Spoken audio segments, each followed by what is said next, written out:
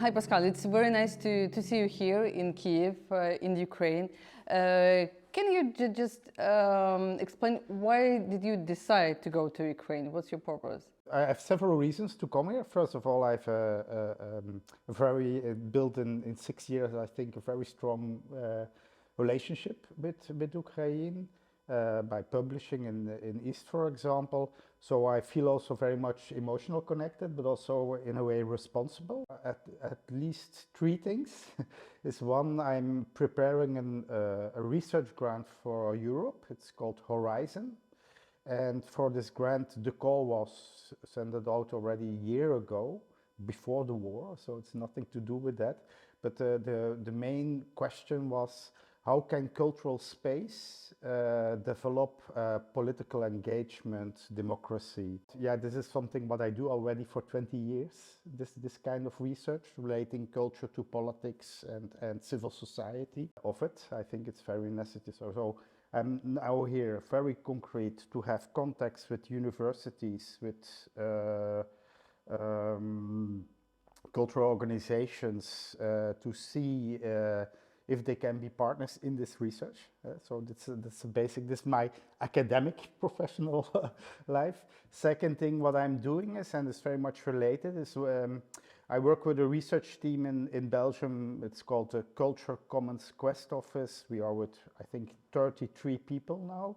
And it's not only academic researchers, there are a lot of artists in it, activists, and also a filmmaker. We are filming and interviewing a lot of people, mostly artists, and we are very curious. First, we have two questions for them. First of all, is how they think that culture functions now during war. What does it do? What can be helpful or not? And we asked them the second question is, how do you think that culture can be helpful post-war, after the war, in, for example, typical decolonization process, how they think that they can reframe history, re-articulate the scene in the post-war era. But you are here during the full-scale invasion. Were you scared when you entered Ukraine this time? It sounds a little bit macho, but no. So yeah, it's strange, and I think, and this is, of course, this is a pure, how do you say it, a pure psychological and emotional relation of myself. I cannot rationalize that, but I'm not afraid, and then I can also give a rational analysis. I've written an opinion piece about that in the national newspaper in Belgium. I think there is a huge problem with what I call fear politics. What is that? Fear politics is that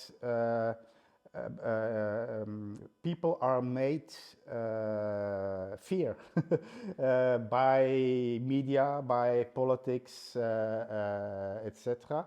And this fear politics makes that people don't act anymore as in the normal circumstances. Yeah, it's a very problematic indoctrination. But how does it work? It is a typical, I call it a right-wing conservative politics, which a lot of political parties follow. For example, it was fear for Islam during terrorism, sorry, not tourism, terrorism. Fear for the virus, pandemic. So it is a kind of permanent installation of fear, and it's really about the fear society in which we live. Somehow related to hate speech and everything around hate. Do you think it's another way of politics to get people scared of going to Ukraine? It's even about fear to deliver weapons because for repercussions. So this is the rhetorics of the mainstream media and also of politicians, like in Germany, for example, or intellectuals also. So you have two discourses. One is pacifism, but the other one is pacifism because of fear. I think sometimes it's right. Of course, we need to be fair for attacks or something like that. But you see that the arguments for this fear are based on other things. Certainly in the beginning of the war, it was the European rhetorics, but it was also very much in my own country, Belgium, that they say, yeah, we cannot attack, we cannot even go for a no-fly zone because of economical repercussions. So they were afraid for economical reasons, not for their life or your life in Ukraine, but for economical reasons. Even so badly, kind of a discussion in Belgium, still now, they refuse to boycott Russian diamond trade because they say, when we do this, other countries who trade in diamond will go for the profit. Sorry, this is such a problematic politics, I think, and it's because of economical reasons, but they cover it as a kind of, we need to be aware. So they pack it in a kind of fear politics. It's interesting because we have absolutely the same process in Ukraine, despite that we have the war with Russia. Most of the top Ukrainian news outlets don't want to refuse of Russian language version of the website. I'm a media manager, and I can say that they understand that they will lose, half of the traffic. Okay. That's the reason why they don't want to do that, and they understand that. I didn't know, but this is amazing. Yeah, I think it's. Yeah, so we also have this kind of discussion. Do you have any solutions on that? But no rational solutions. I mean, yeah, I think we need to act now in a more agonistic way, in a more, it's emotional, of course, and in a more principled way even, an ideological way. In Western Europe, I think, a kind of ideology which we are so used to, which is a neoliberal ideology, which only goes for the profit. I think this is the real problem. It's a political problem. It's an ideological problem. And we need to get rid of this kind of whole idea that a free market system, and certainly a neoliberal free market system, is the solution for peace, is the solution for our welfare. Still, there is a huge belief always, and it comes again and again and again, that there need to be economic growth, that we need to grow, that competition is a good thing for quality of life, etc. And I think we really need to get rid of this belief system. There is a way out, and that's what we in Belgium and but also in Europe, with several people, intellectuals, politicians try to promote. It's a belief system which believes, for example, in social relationships and not in economical relationships, or that economical relationships need to be based, first of all, on human needs and social relationships, and not the other way around. It's about solidarity, it's about reciprocity, so that you, when you get something, give something back. Okay, that's the whole theory of commons, and I think more and more people feel and are convinced that we have to go in that direction. I have nothing against market, nothing against economy, but it needs to be a different one. And that's the thing what we try to organize. And very practical and very concrete. For example, at this moment I'm developing for the Flemish government. Do you think there is enough solidarity in European Union regarding such process? Do people really able to to make difference after all? I always say it comes from Italian philosopher Antonio Gramsci. He uses the word. He lived in the interbellum, and he said we are living in an organic crisis. That means that one crisis follows the other. A climate crisis nowadays, economical crisis, financial crisis, pandemic crisis, so climate crisis. So it's enormously, and he says this is a typical moment in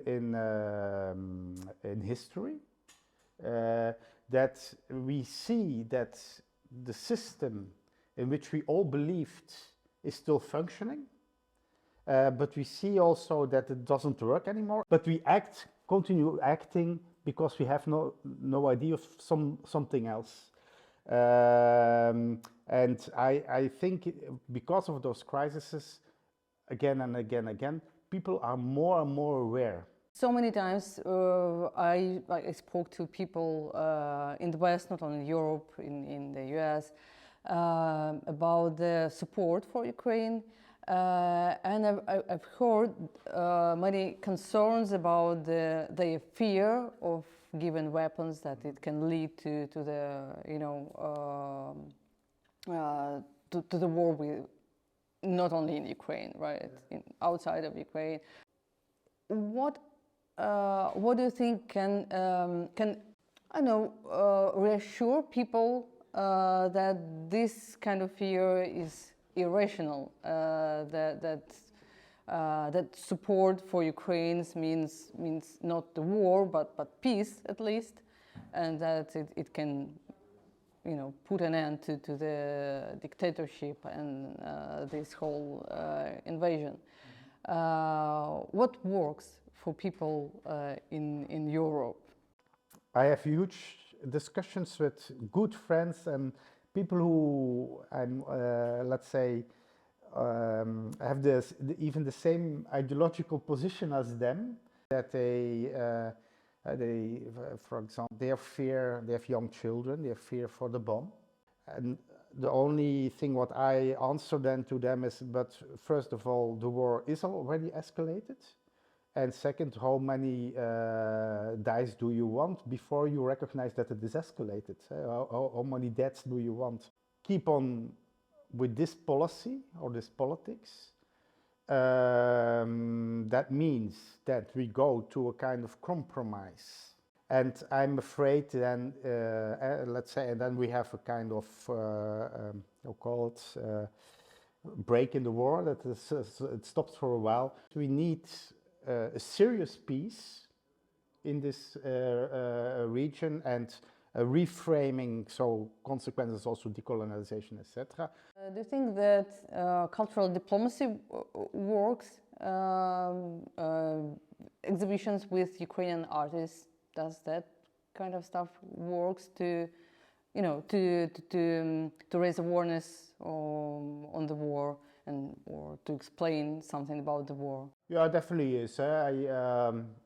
In Antwerp, Museum of Contemporary Art, we had a huge exhibition of